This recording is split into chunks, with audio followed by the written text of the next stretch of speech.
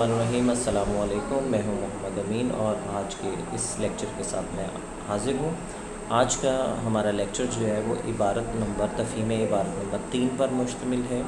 تو آئیے سب سے پہلے عبارت کی ریڈنگ کرتے ہیں۔ اقبال نے القاب و آداب، مزاج پرسی اور خیریت نگاری کا قدیم دستور، جس سے سرمتجاوز کرنا روا نہ رکھا جاتا تھا بلکہ ترک کر دیا۔ یہ بات نہیں کہ یہ باتیں لکھتے ہی نہ تھے، مگر ان قاعدوں کے اور ان کی ترتیب کے پابند نہ تھے۔ القاب و آداب بالکل چھوڑ دیتے اور اول سطر سے مضمون شروع کر دیتے۔ کبھی لکھتے تھے تو نئے مختصر موضوع القاب لکھتے تھے، مثلا میاں، برخوردار، بندہ پرور، مہاراج، پیر و مرشد، بھائی صاحب۔ اس سے زیادہ لکھا تو میری جان کے چین، میاں سرفراز حسین، میرے مہمان، میری جان، مرزا تفتہ سخندان۔ کبھی یہ سب غائب اور خط اس طرح سے شروع: صاحب تم کیا چاہتے ہو، یا مار ڈالا تیری جواب طلبی نے۔ اور اسی طرح دعا، سلام اور اپنا نام اور تاریخ تحریر کر لکھنے میں بھی کوئی پابندی نہ تھی۔ تو یہ عبارت جو ہے داستان تاریخ اردو، جو کہ دوسری دفعہ اشاعت ہوئی اور صفحہ نمبر 218 سے لی گئی ہے۔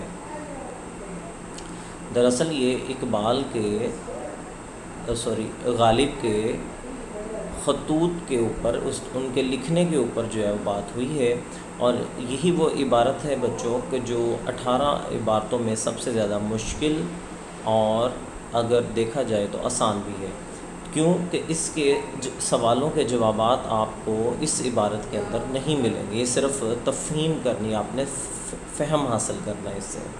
تو آئیے جیسا کہ ہم سوال نمبر 1 دیکھتے ہیں۔ تو سوال نمبر 1 ہے، آپ کے خیال میں خط کے ضروری حصے یا اجزاء کیا ہیں؟ تو اس کی ہیڈنگ بنے گی خط کے ضروری حصے۔ اب دیکھیں یہ بات اس کے اندر نہیں بتائی گئی، ٹھیک ہے؟ تو یہ آپ کو لازمی یاد کرنا ہے یہاں سے۔ خط کے ضروری اجزاء درجہ ذیل ہیں: نمبر 1 تاریخ اور مقام روانگی، نمبر 2 القاب، نمبر 3 آداب، نمبر 4 نفس مضمون، نمبر 5 اختتام، نمبر 6 لکھنے والے کا نام، نمبر 7 مکتوب علیہ کا پتہ۔ تو یہ ہو گیا سوال نمبر 1۔ سوال نمبر 2، آپ نے غالب کے خط پڑھے ہیں، ان کی زبان کیسی ہے؟ اب یہ ہیڈنگ جو بنے گی غالب کی زبان، ٹھیک ہے؟ تو مرزا غالب کے خطوط کی زبان غیر رسمی اور سادہ تھی۔ انہوں نے اپنے خطوط میں مراسلہ نگاری کی بجائے مکالمہ نگاری کو فروغ دیا ہے۔ مراسلہ کہتے ہیں خط لکھنا، لیکن انہوں نے اس طرح سے خط لکھا ہے کہ جس سے ایسا گمان ہوتا ہے کہ جس سے بات کی جا رہی ہے، لکھا جا رہا ہے، اس سے بات کی جا رہی ہے اور وہ سامنے بیٹھا ہوا ہے۔ تو اس لیے ہم ان کی خطوط کے اندر ہمیں مکالمہ نگاری بھی نظر آتی ہے۔ تو سوال نمبر 3، حامد حسن قادری نے، چونکہ یہ عبارت جو ہم نے ابھی پڑھی ہے یہ حامد حسن قادری کی لکھی ہوئی کتاب سے لی گئی ہے، غالب کی مکتوب نگاری کی جو خصوصیت بیان کی ہے اس کا خلاصہ لکھیں۔ تو غالب نے اپنے خطوط میں قدیم دستور مکتوب نگاری کے قاعدوں اور ترتیب کے پابندی نہیں کرتے تھے۔